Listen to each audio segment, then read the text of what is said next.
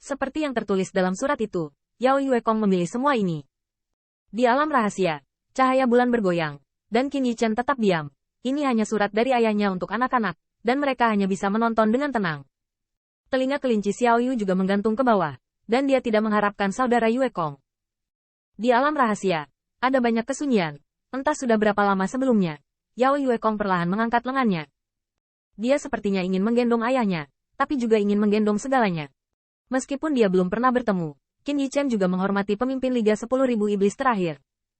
Qin Yichen tahu bahwa 10.000 Raja Liga Iblis terakhir tidak pernah berharap bahwa Demon Yuekong akan memegang bendera pertempuran dan segel kaisar karena matanya kabur oleh air mata. Dan Demon Yuekong menghapus air mata di murid iblis. Seperti sikap keras kepala anak laki-laki itu di depan ayahnya, tiba-tiba memegang bendera pertempuran di tangannya. Ledakan. Tanda seru. Tanda seru. Pada saat itu, dunia rahasia bergetar. Seluruh klan iblis bulan sepertinya menyapa raja baru mereka. Martabat iblis yang ditinggalkan oleh iblis besar tetap hidup, mengambang di bendera pertempuran. Bayangan iblis yang ganas dan ganas, bercokol di bendera pertempuran. Cahaya bulan seperti bunga, mengukir segel kaisar. Pada saat itu, bendera pertempuran Liga 10.000 Iblis berkibar dengan angin sekali lagi. Saya melihat Demon Yuekong dan kekuatan iblis yang kuat. Dia masih remaja, tetapi bukan hanya remaja. Qin Yichen tersenyum ketika melihatnya, karena dia menyenangkan teman-temannya. Mulai sekarang, bisakah aku memanggilmu Tuan Muda Yuekong? Iblis Yuekong mengibarkan bendera pertempuran dan menari di bawah bulan. Junyi dan kekuatan iblis agung saling terkait. Ini adalah kewajiban kita untuk membentuk kembali kemuliaan Liga 10.000 Setan. Dimulai dengan bendera pertempuran dan segel kaisar. Yao Yuekong tahu bahwa baik bendera pertempuran maupun segel kaisar tidak sekuat tangan ayahnya. Bagaimanapun, bendera pertempuran dari 10.000 Liga Iblis dan segel dari 10.000 Raja Liga Iblis telah hancur setelah bencana tersebut. Bahkan Yao Yuekong sangat tidak senang dengan setan besar yang dia sebut paman dan paman. Banyak dari mereka sudah tidak ada lagi di dunia. Segalanya tampak seperti awal yang nyata. Bagaimana cara pergi dan seberapa jauh dia bisa pergi adalah pilihan Yao Yuekong. Ayah, kamu telah mengatakannya berkali-kali, dan aku telah berkata berkali-kali, aku tidak akan menjadi kamu. Aku akan melampaui kamu. Pada saat itu, Yao Yuekong sangat bersemangat sehingga dia tidak perlu lagi bergantung pada mutiara surga. Bai Guanxing juga mengusap telinga Xiao Yu. Xiao Yu, kamu telah melakukan pekerjaan dengan baik. Xiao Yu mungkin tidak dapat sepenuhnya memahami apa yang dialami Yao Yuekong, tetapi dia tahu bahwa adalah hal yang baik untuk dapat membantu saudara Yuekong. Selama tahun-tahun ini tidak dihitung sebagai memakan buah laurel rumah kakak Yuekong tanpa bayaran. Qin Yichen juga tersenyum dan melangkah maju. Saya kenal seorang teman Yao Zhu yang juga sangat baik. Saya akan memperkenalkannya nanti. Baik. Yao Yuekong tersenyum dan mengangguk, tetapi melihat Putri Wenqing mengusap dagu putihnya di sisinya. Dengan ekspresi curiga di wajahnya, dia tiba-tiba melangkah maju dengan kasar dan meraih telinga Qin Yichen. Kenapa aku tidak tahu? Kamu berteman dengan Yao Zhu. Katakan, pria atau wanita? Sakit, kawan. Tentu saja itu laki-laki.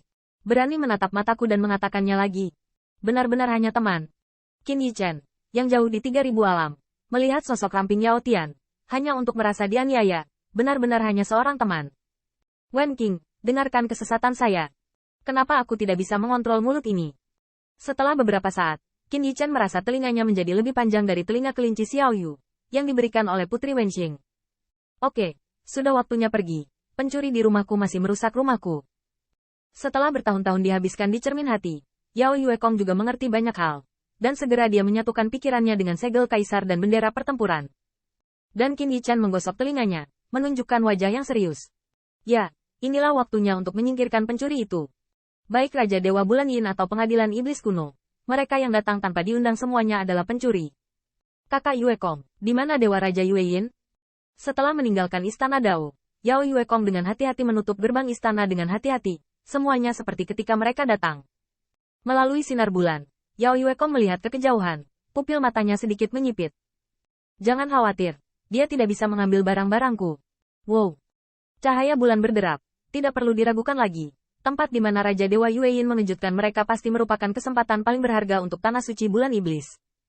Lengan dan lengan Bai Guanxing yang patah berkibar, tetapi tetap cantik. Wajah Qin Yichen dingin, karena dia merasa bahwa tamu tak diundang yang masuk ke tanah suci bulan iblis tidak memiliki ekspresi yang baik untuk dipamerkan. Makam Kaisar Bulan Iblis. Itu adalah mausoleum yang luar biasa. Makam itu berdiri dengan sosok yang mengambang dari debu. Di belakangnya ada bulan yang cerah. Dan di bawah kakinya, Ada pintu masuk tempat cahaya bulan mengembun. Di sini, orang-orang kuat dari klan Yaoyu dimakamkan di masa lalu. Pada saat ini, di luar makam Kaisar Bulan Iblis, sudah ada kerumunan sosok, dan banyak orang kuat yang datang bersama. Tetapi pada saat ini, mereka semua tidak berani melangkah masuk, dan sosok Kaisar Dewa Gajah Emas ada di antara mereka. Dan alasan mengapa dia tidak berani masuk ke makam kekaisaran, tidak peduli seberapa besar rasa hormat dan kecemburuannya kepada Yao Yuekong, tetapi yang paling cemburu tidak diragukan lagi karena Raja Dewa Bulan Yin ada di dalam. Tuan Bai. Qin Yichen terbang keluar makam Kaisar dalam kerumunan, dan Kaisar Dewa Gajah Emas melihat ini dan berjalan maju dengan sedikit permintaan maaf. Raja Dewa Bulan Yin ada di dalam, jadi kita. Yao Yuekong tersenyum dan menepuk pundaknya. Tidak perlu peduli. Tunggu aku mengusir pencuri yang masuk. Maka aku akan mengundangmu menjadi tamu. Kaisar Dewa Gajah Emas tercengang. Tetapi meskipun dia dan Yao Yuekong tidak memiliki dendam, tidak ada banyak persahabatan di antara mereka. Dulu, Yao Yuekong tidak akan pernah mengatakan hal-hal seperti mengundang mereka untuk menjadi tamu. Kaisar Dewa Gajah Emas memandangi makam Kaisar dan berbisik lagi. Tapi dia belum pergi. Terima kasih banyak. Kaisar Dewa Gajah Emas bahkan lebih tercengang, mengetahui bahwa sebelumnya, Yao Yuekong tidak mau memberi mereka sup penuh. Kaisar Dewa Gajah Emas tidak akan marah karena ini. Tetapi setelah berapa lama tidak melihatnya, Yao Yuekong akan berterima kasih pada dirinya sendiri. Namun tak lama kemudian, perhatian Kaisar Dewa Gajah Emas tertarik dengan borgol berbintang Bai Guan. Tuan Bai, kamu. Bai Guan Xing tersenyum dan berkata, apakah nyawa wanita tua beracun Sebishi layak untuk ditukar denganku? Ini. Ketika kabut beracun menyelimuti, Kaisar Dewa Gajah Emas itu menjadi berminyak di telapak kakinya, dan dia tidak tahu apakah harus bahagia atau apa yang harus dilakukan dengan hasil ini. Di mana Golden Uchiro? Kaisar Dewa Gajah Emas memandangi makam Kaisar, masuk juga. Mendengar ini, Yao Yuekong melihat ke arah mausoleum Kaisar, dan Yao Tong secara bertahap menjadi acuh tak acuh. Lalu tunggu apa lagi? Masuklah denganku. Ikut denganmu. Banyak pembangkit tenaga listrik tercengang. Apakah ini yang bisa dikatakan Yao Yuekong? Tanda seru.